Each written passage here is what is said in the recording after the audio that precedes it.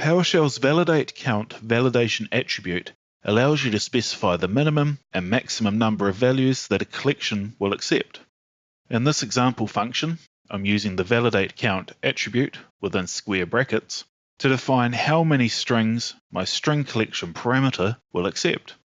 As you can see within these parentheses, my minimum count is 2 and my maximum count is 3.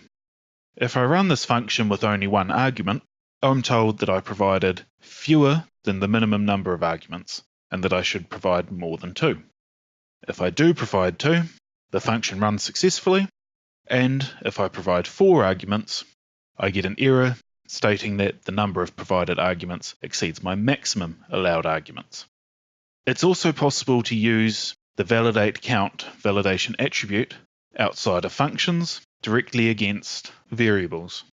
To do so, again, you define the attribute within square braces, and within the parentheses, you define the minimum and maximum number of values that your collection will accept.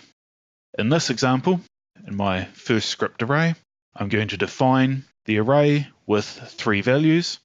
However, my ValidateCount will only allow 1 or 2 values, and I'm told that it's not valid. However, if I get rid of the 3rd value, it completes successfully, and if I look at that array, I can see the contents of it. In my second script array, defining that it's valid to have 0 values in the array and up to 2 values.